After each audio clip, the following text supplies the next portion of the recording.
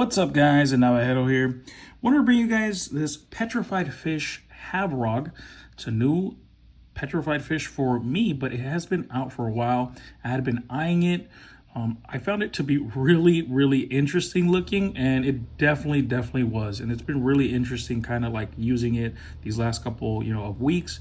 And as you can tell, my car is super dirty, which I love the look of that.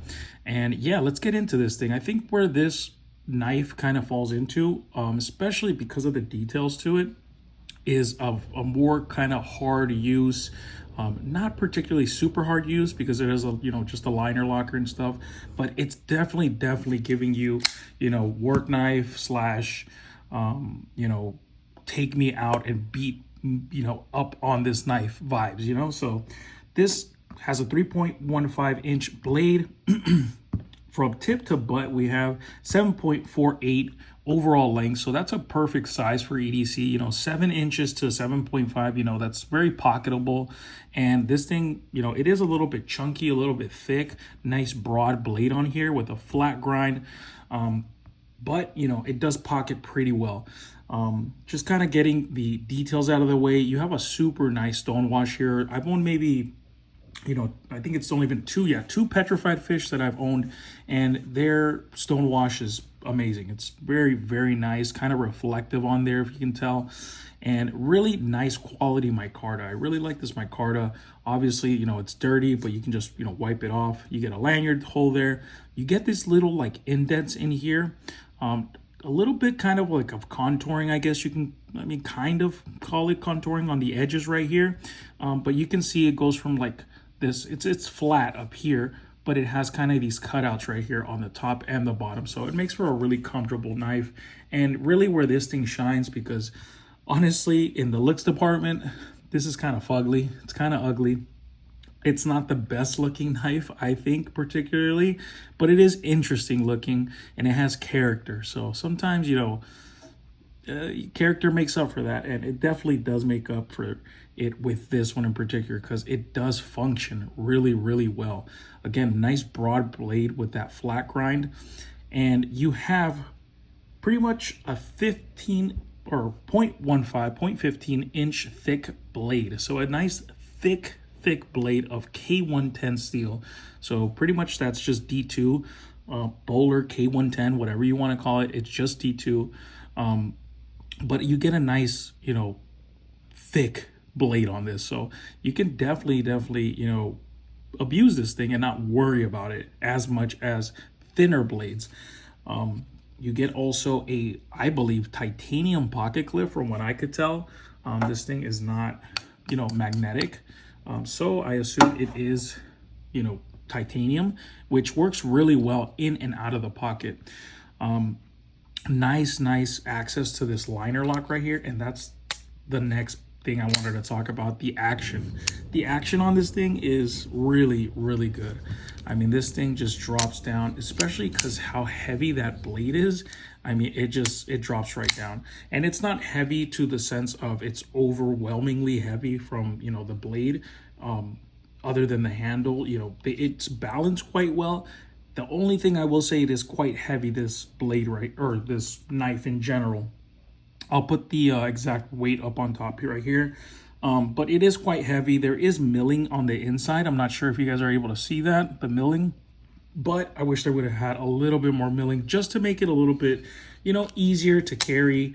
But other than that, the action is so good. The tolerances, petrified fish, they just have really good quality for the price. We're talking about maybe $40 to $50, give or take, for this model right here. And I think that's a really good price for what you're getting. And again, nice cutout right here for the liner. I always love to have good access there for your thumb. And it just drops down so nice. Really easy. Next thing is these thumb studs. They're super useful to reverse flick, or if you want to use your thumb, you could just catch on them. They have little like ramps on there. It almost looks like a little mountain.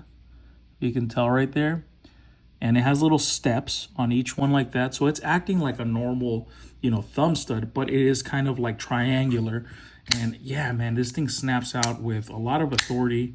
It feels really comfortable, and just, you know, that drop down is so nice running on bearings. And again, because of that thick blade stock, this thing just wants to drop down on your thumb. You got to be a little careful, but other than that, I mean, you get used to it, and it's really, really nice, beautiful action on this thing. Really, really good. Again, quite heavy, quite hefty. A nice little like flat right here for your index if you want to choke up. Very minimal jimping on here, so it's not, you know, I wish it would have been a little bit more aggressive. Not the best jimping, but you can still definitely use it a bit right there, and it feels comfortable in hand. I mean, it molds pretty well to your hand overall. Something pretty, you know, you're pretty comfortable. I mean, if you're gonna do some hard, you know, cutting and stuff, I don't think you'll really mind holding this one. Pocket clip, you can kind of feel it, but again, it is rounded off, and you don't feel it as much as maybe if they would have put a normal pocket clip on here. I'm pretty sure you would have been feeling that way more. So very, very comfortable.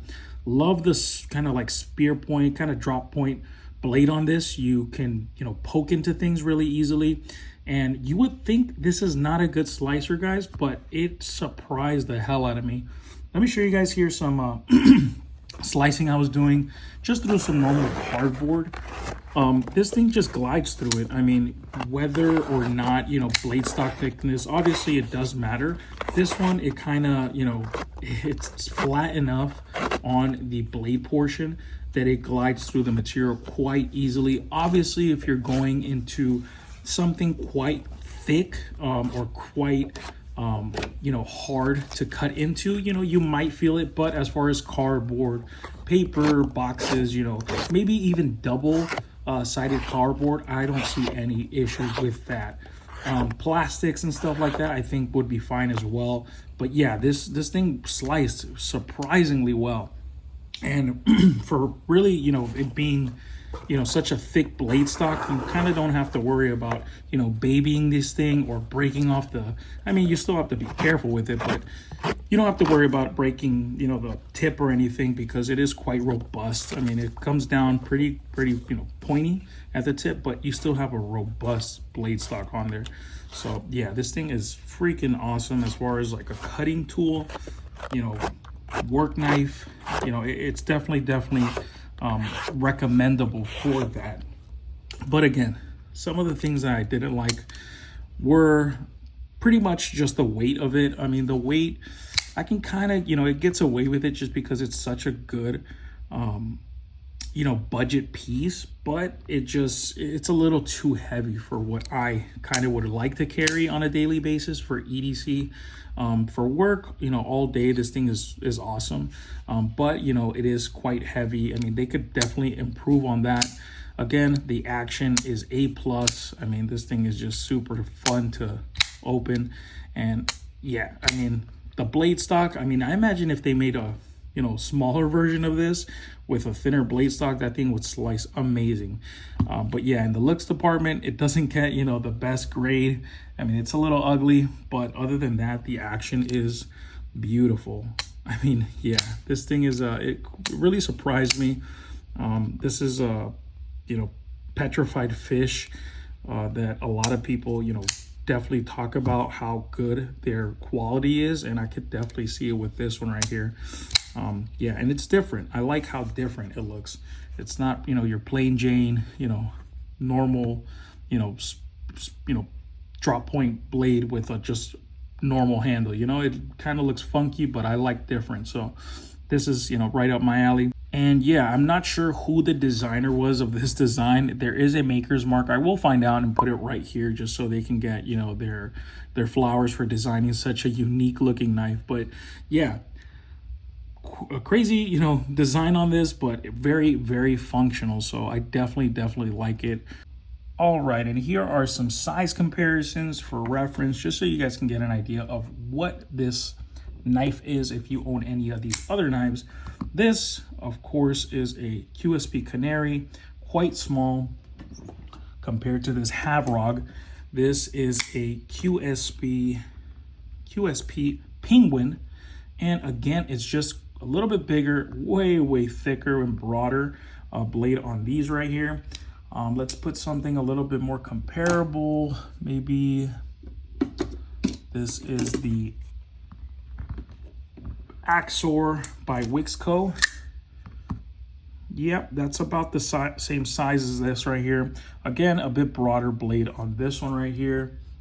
And then maybe, you know, if anybody owns, and if you don't own, you should own the CJRB Pyrite. Awesome knife. Very comparable as far as in size. And the CJRB Echo.